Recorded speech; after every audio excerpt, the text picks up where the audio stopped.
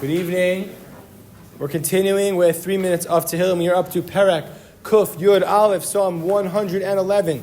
This Perek and the next Perek are alphabetic acrostics that go through the Aleph base, Aleph through Tav. And the Sforno points out in his Perush on Tehillim in the Hakdama to this Perek, something that many people, I think, could relate to. He says that this Mizmor is written in order to encourage people to study Torah.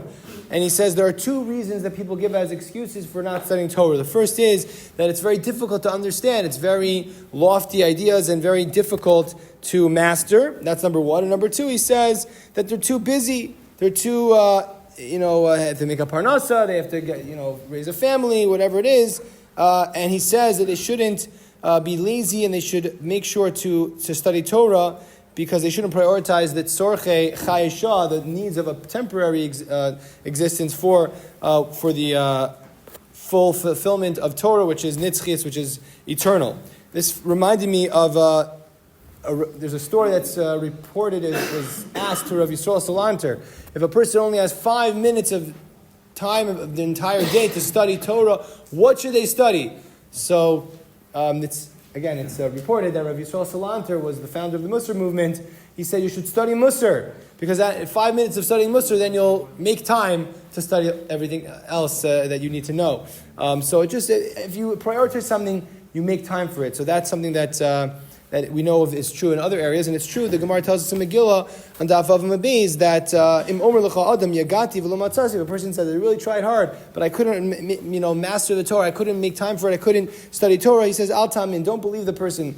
But if a person says Lo Yagati Matzasi, also Al Tamin. If a person says, I didn't really work hard on it, and then I also was able to find Torah study, or I was able to understand it, that also is not believable. The real measure of a person, and in this area, especially Yagati Umatsasi, a person says, I worked hard, I toiled, I made the extra effort to study Torah and to make time for learning, then I was able to be successful and I was able to learn Torah, then Ta'amin.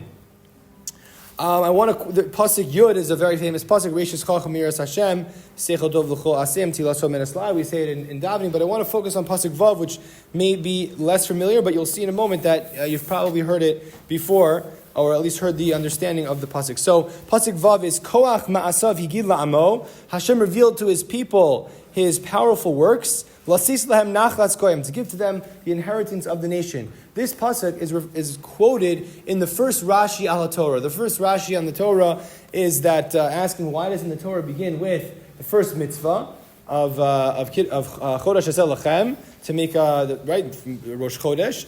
And he says, why didn't it start with that? Why does it start with the narratives in Sefer Bereshis? And Rashi says, Mishum, and he quotes this pasuk, Mishum koach ma'asav higid la'amo lasis lahem nachlas goyim.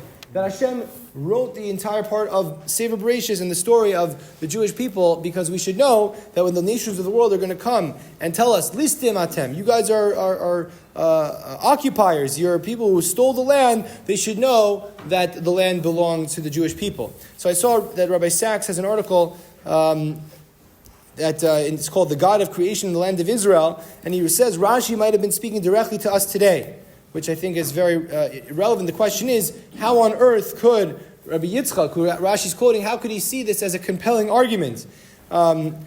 Anyone who challenges the Jewish people's right to the land, they're not going to be convinced. Oh, it says a pasuk in Tehillim. Oh, very nice. It says that you inherit the land because God gave you the land. Oh, I didn't realize that. Okay, I'm sorry. That's not going to be very convincing. So Rabbi Sachs says, interesting approach to it. He says like this. He says, we know the answer to that question. Today, the overwhelming majority of those who challenge Israel's right to exist believe in Israel's God, that is to say, the God of Abraham. They belong to the large family of faith known as the Abrahamic monotheisms.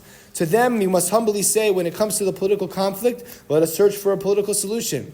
Then he says, but you have to admit that Judaism was the first religion, and that Christianity and Islam are sort of next in the chain of the development of religions. And therefore, he says, the foundation of their religions themselves has to recognize the fact that the God of Israel gave the land to the Jewish people. And he says that the same God that they believe in summons us today to the dignity of the human person, the sanctity of human life, and the imperative for peace. This was written years ago, and he writes, the same God tells us that in the world of 82 Christian nations and 56 Muslim ones, there is room for one small Jewish state. A larger topic, I know, but I just thought it would be important to quote this pasuk from Tehillim as it is in our Perek, and it gives us the understanding that Sefer Bereshis is about the Jewish rights to the land as given to them by the Torah.